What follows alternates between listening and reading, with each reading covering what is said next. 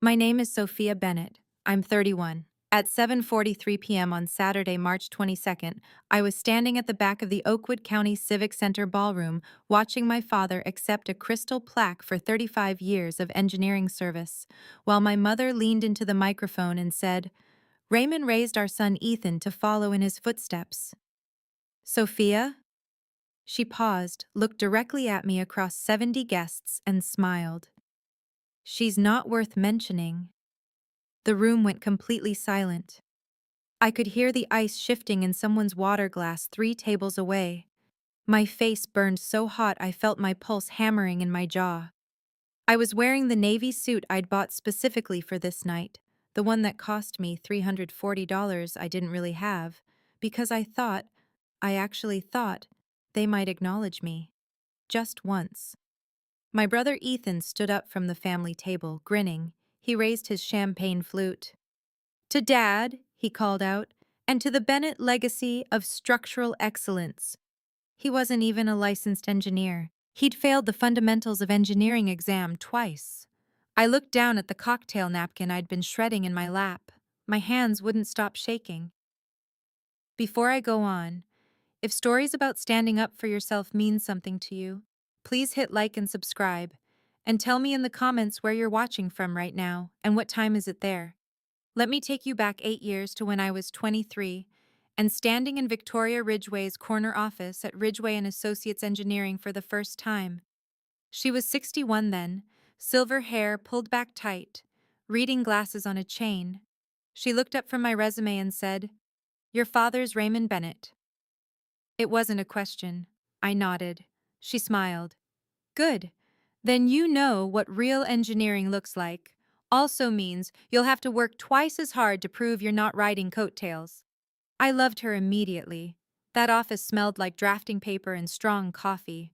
There was a framed photo on her desk of the Millbrook Dam, the project that made her firm's reputation in 1987. She tapped my transcript. "Magna cum laude, PE exam at 27, youngest in our firm's history if we hire you." She closed the folder. "I'm hiring you. Don't make me regret it." I didn't. For 3 years, I worked 60-hour weeks, double-checking load calculations, reviewing soil reports, visiting construction sites in boots caked with red mud. I loved the precision of it, the way numbers didn't lie, the way a properly designed column could hold up the world.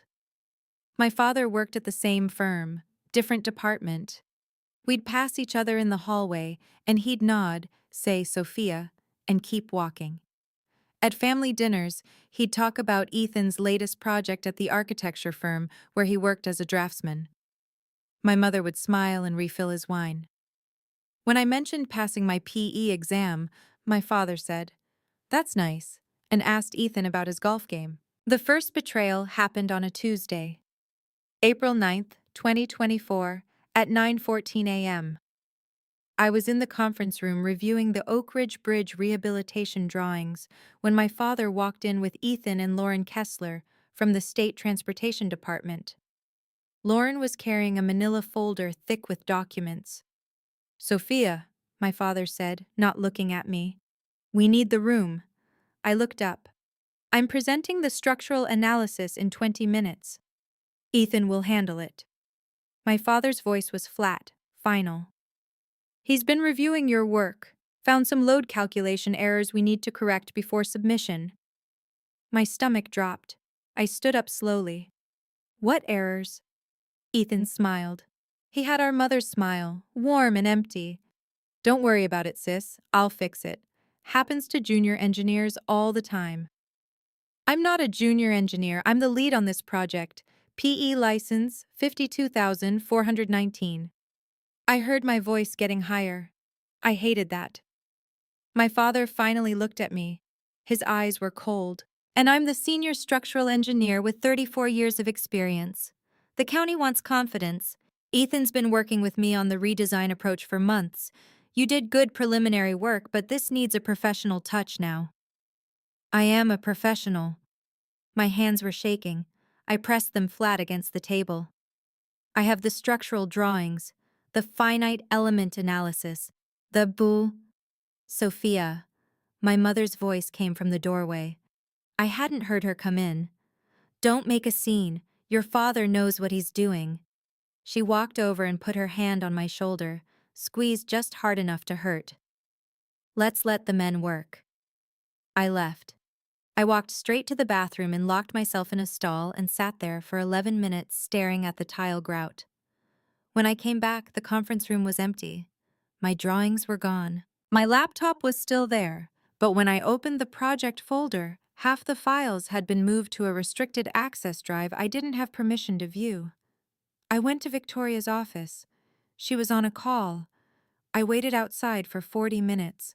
When she finally waved me in, I said, "They took me off Oak Ridge." She nodded. "I know. Your father requested it this morning, said there were QA concerns." There weren't. My calculations were perfect. I checked them 4 times. Victoria looked at me for a long moment. Then she said very quietly, "I know." "Then why?" "Because I can't override a senior engineer's request without proof of bias, and your father's very good at documentation." She took off her glasses. "I'm sorry, Sophia. Keep your head down. Do good work. This isn't over." But it felt over. Over the next 2 months, I watched my bridge redesign get credited to the Ridgeway in-house team led by Raymond Bennett, with contributions from Ethan Bennett. My name appeared once, in size 8 font, in the acknowledgement section under preliminary site analysis. I found out from a county newsletter. They ran a photo of my father and Ethan shaking hands with the transportation commissioner. The caption said, "Father-son engineering duo solves critical infrastructure challenge." I was CC'd on exactly 0 of the project emails after April 9th. At my parents' house for Sunday dinner in June, my mother's sister Carol asked me about work. Before I could answer, my father said, "Sophia's doing small-scale projects, driveway grades, that sort of thing. We're keeping her busy." Ethan laughed. "She's good at the simple stuff." I set down my fork. I designed the structural retrofit for Oak Ridge Bridge. I spent 11 months on that project. "You did preliminary work," my father said. He didn't even look up from his plate. "Ethan and I handled the actual engineering." "Ethan isn't a licensed engineer." The table went quiet.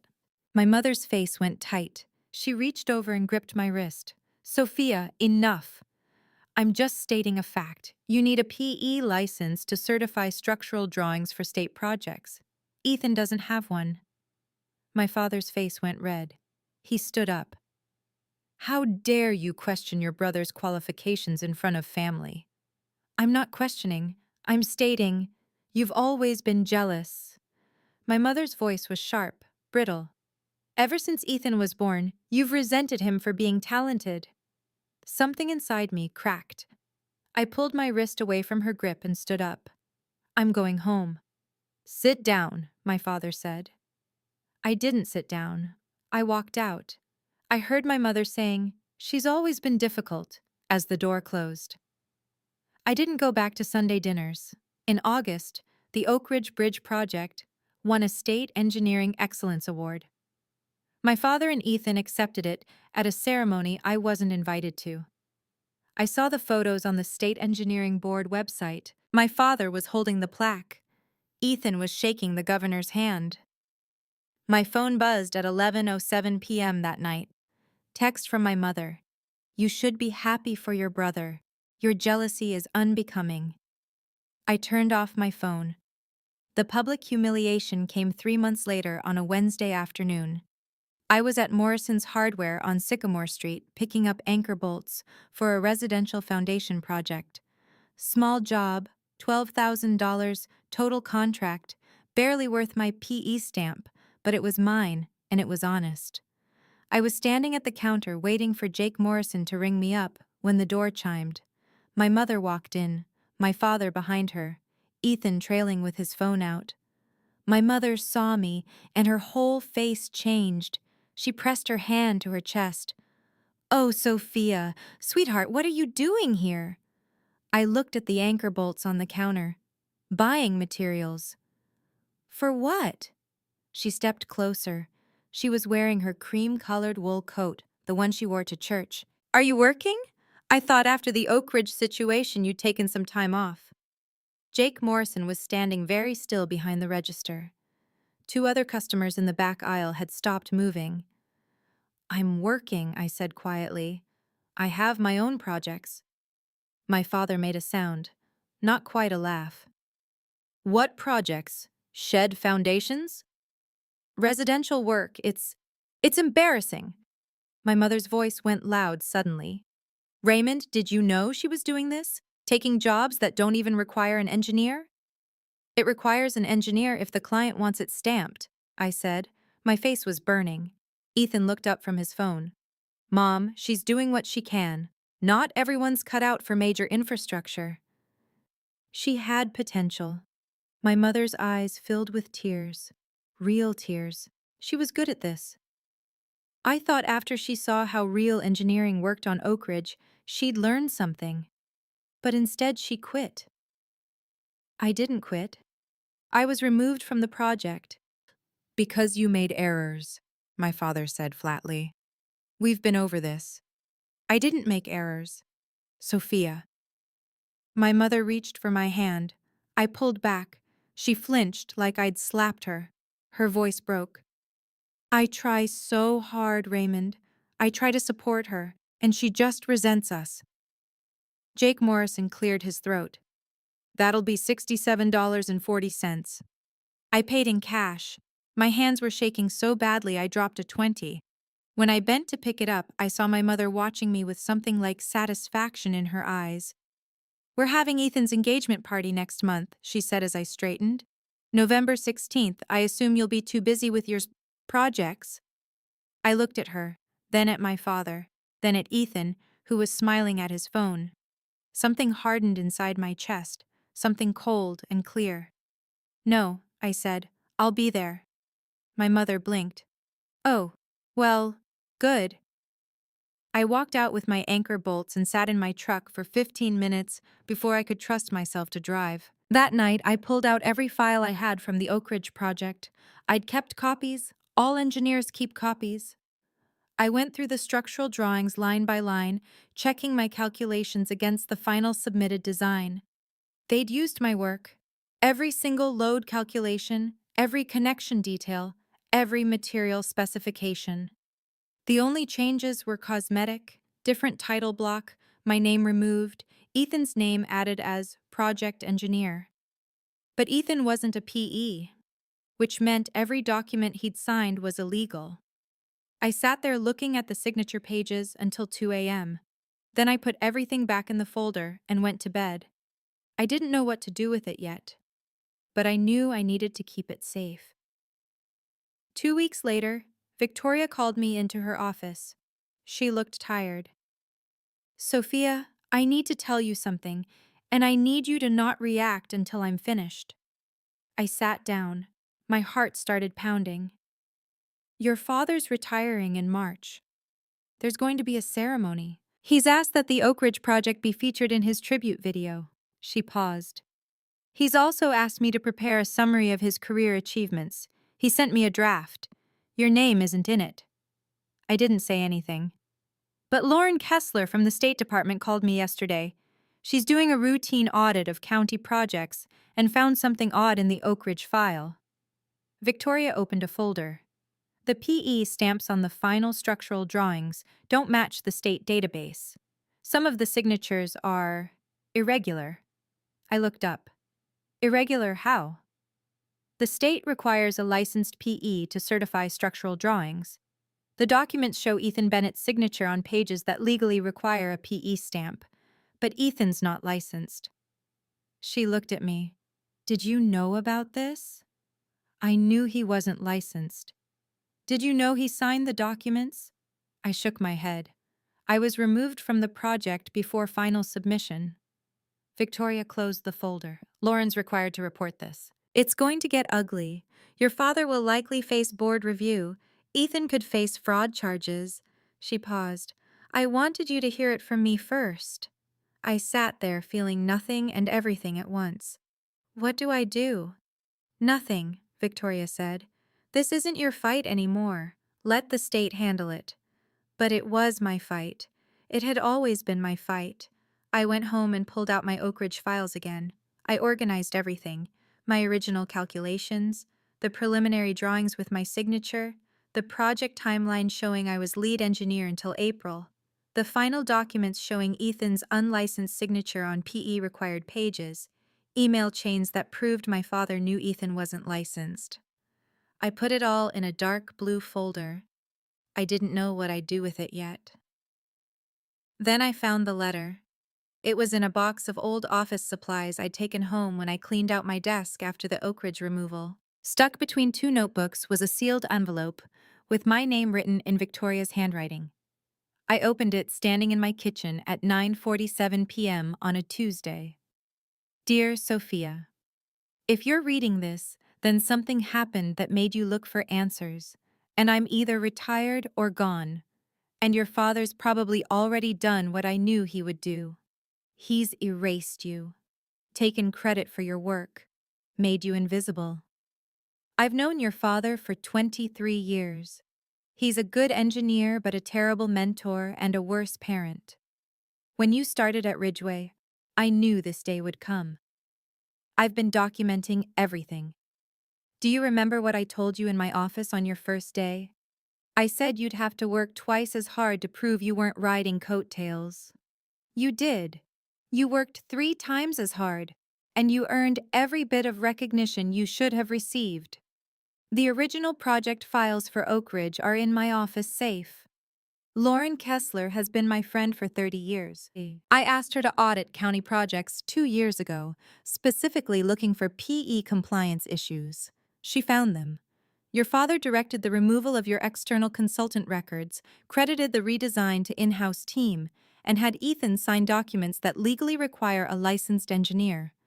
I've included copies of your original structural calculations with timestamps, email chains showing your father's direction to remove your name, state board correspondence. I initiated documenting concerns, badge swipe records proving Ethan was rarely on site, the final documents showing unlicensed signature on PE, required pages.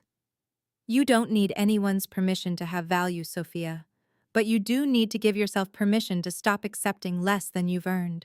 Go to my retirement party. Your father will be there. He'll probably say something dismissive about you. Let him. Then put this folder on the table where everyone can see it. Don't explain, don't defend. Just let the document speak. You are not worth mentioning. You are the best engineer I've hired in 40 years.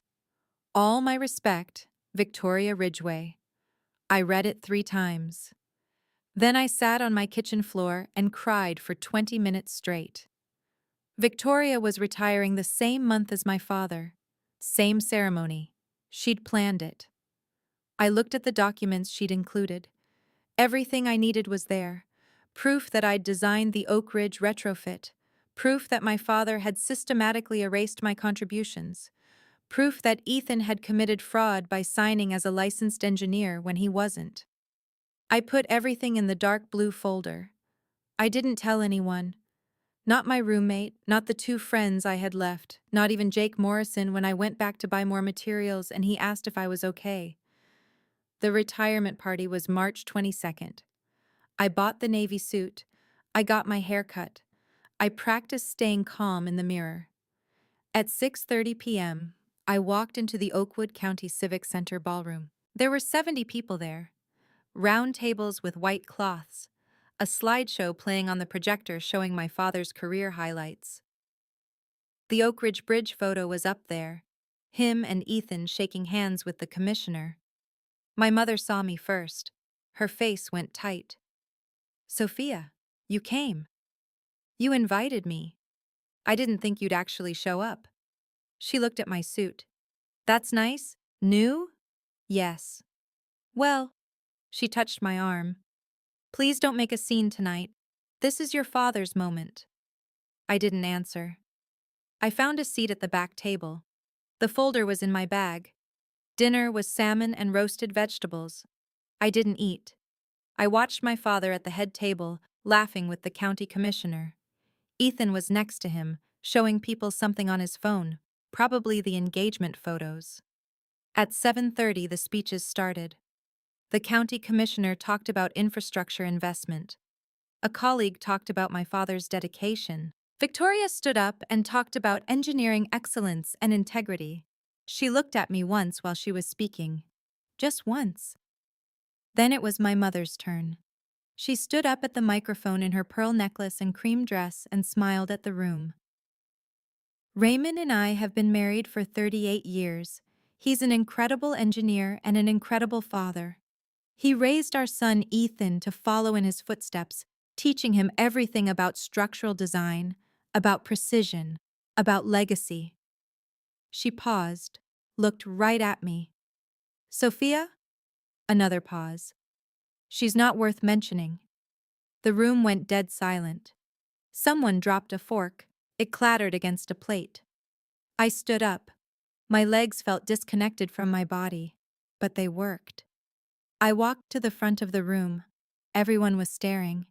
My father's face had gone white. My mother stepped back from the microphone. I didn't say anything. I just placed the dark blue folder on the podium in front of my father. He looked down at it, then up at me. "What is this?" "Open it," I said quietly. "Sophia, this isn't the time." "Open it." Victoria stood up from her table. "Raymond, I think you should open it." My father's hands shook as he opened the folder. I watched his face change as he saw the first page. The original Oak Ridge structural calculations.